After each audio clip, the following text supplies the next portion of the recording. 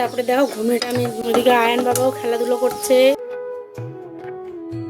Hello বন্ধুরা, কেমন আছো তোমরা সকলে? আশা করছি অনেকটা ভালো আছো, সুস্থ আছো। আমিও তোমাদের ভালোবাসায় অনেক ভালো আছি, সুস্থ আছি। তাই তো আবারও হাজির হয়েছি সুন্দর একটি ব্লগ নিয়ে। সকালে উঠেই দেখো গ্যাসটাকে পুরো মুছে টুচে পরিষ্কার করলাম। তারপরে কতগুলো কাঠি হয়েছে নিচের দিকে দেখো বন্ধুরা, কারণ আমার যেহেতু গ্যাসের লাইট নেই, মানে যেটা হয় গ্যাস লাইট, তো সেটা নেই। আমি একদম 2 থেকে 3টা ইউজ করেছিলাম, তারপরে না ওটা ভেঙে একদম খারাপ হয়ে আছে। তো আমি মনে করি যে গ্যাস লাইটের থেকে না ওই দেশলাই কাঠিগুলো যদি তুমি ইউজ করো তাহলে অনেক দিন যায়।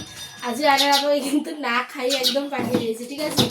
কারণটা হচ্ছে গিয়ে এত সকালে আমি ভোরবেলা যেহেতু আজকে রোজা করছি, তো ভোরেই উঠেছিলাম, দেরি হয়ে গেছে আজকে রান্নাবাড়ি করতে, তো সেই কারণে ওই না খেয়ে আজকে চলে গেছে। তো আজকে আয়ানকে এখন সুজি খাইয়েছিলাম, কালকের হলুয়া ছিল, সুজি ছিল, ওইগুলো আয়ান খেয়ে নিয়েছে।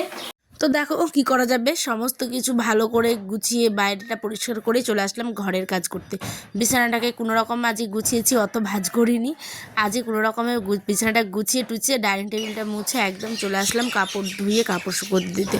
আজকে এত পরিমাণে বাতাস দিচ্ছে, মানে রৌদ্রের সাথে প্রচুর বাতাস। তো আমাদের কবর বাড়ির ওখানে কতগুলো পাতা পড়েছিল, তো দেখো আবার আমাদের বাড়ির কেজে এনে শুকোতে দিয়েছে। প্রচণ্ড বাতাস আজকে। তো আমি ক্লিপগুলো আটকে দিব, তার আগে চলো ভালো করে কাপড়গুলো ধুয়ে একদম শুকোতে দিয়ে দিই। আজকে না আমরা একদম ভিডিও করতে মনই করছিল না, জানি না কেন অতিরিক্ত পরিমাণে ভিউজটা কম হয়ে গেছে। কেন এরকম হচ্ছে প্লিজ তোমরা প্লিজ কমেন্ট করো প্লিজ, কেন মানে এরকম হচ্ছে। আগে যখন আমি ভিডিও প্রথম মানে শুরু করেছিলাম দেওয়া, তখন ভালোই ভিউজ হচ্ছিলো, কিন্তু এখন আমার ভিউজটা ডাউন হয়ে গেছে। দেখো এখন দুপুরবেলা আয়নকে অনেকক্ষণ ধরে ঘুমানোর চেষ্টা করলাম, কিন্তু আয়ন কিছুতেই আর ঘুমোলো না। তো যাক ঘুমোলো না যখন, ওটা বাদ হোক। এখানে আমি করছি হচ্ছে গিয়ে যে খিচুড়ি আমার শোনাবার জন্য। এই যে গাজর আর ছিল আলু, যেহেতু কোনো সবজি নেই তাই এটাকে ভালো করে ধুয়ে মুসুর ডাল আর দিয়েছি চাল একটুখানি, যেহেতু আমি রোজা করছি তো সেই কারণে অল্পখানি ওর জন্য জাস্ট হলুদ লবণ দিয়ে আর জাস্ট একটুখানি গরম মশলা দেবো করে, তাহলে কিন্তু ওই পুরোটা খেয়ে নিবে। আর সকাল থেকে যেহেতু ওই মুড়ি খেয়েছে, ওর খিদাও পেয়েছে, সুজি খেয়েছে, মুড়ি খেয়েছে, এটা করে দিই, রাত্রে আবার ভাত খাবে। তো চলো দেখো এই যে খিচুড়ি আমাদের প্রায় রেডি। আমার আয়ন সোনা এখন খিচুড়ি খাবে, খাবে না মাম্মা?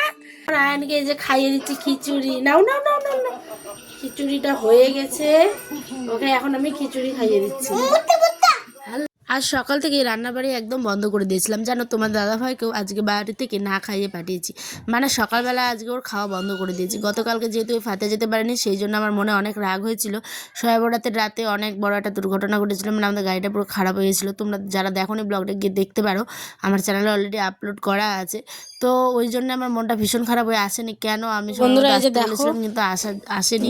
তো সেই কারণে আজকে রান্নাবান্না একদম বন্ধ, সবজিও যেহেতু ছিল না কোনো কিছু, তাই ওকে না খাইয়ে একদম পাঠিয়ে দিয়ে যায়। প্রত্যেকদিন না বিরক্তি লাগে, যেন ঘুম থেকে উঠে ধরাও আর জ্বালাও। সকালে উঠেই তুমি মুড়ি যে খাবে, ব্রেকফাস্ট করবে, তার উপায় নেই। একেবারে তোমার ওই মানে সকালেই রান্না করতে হবে।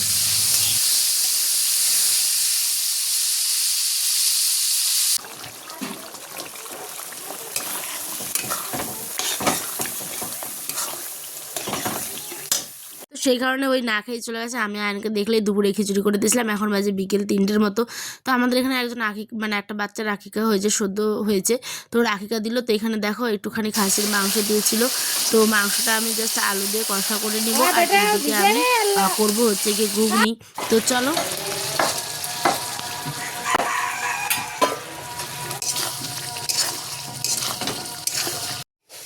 তো দেখো বন্ধুরা, এই যে এখানটায় মাংসটা কিন্তু কমপ্লিট এটা, ঠিক আছে। আর এইখানটায় হচ্ছে গিয়ে ঘুগনি করেছি, তো ঘুগনিটা একটু রেস্টে দিয়েছি। আর এই যে দেখো ফ্রিজ থেকে বের করলাম হচ্ছে ঠান্ডা ঠান্ডা রুটি। তো এগুলো যেহেতু বাসি হয়ে গেছে, তো প্রচণ্ড শক্ত দেখতেই পাচ্ছ, তো তাওয়াটা বসিয়েছি, হালকা করে এগুলোকে সেঁকে নিব, তাহলে একটুখানি নরম হবে। তো চলো বাটিতে আগে ঢেলে নিই।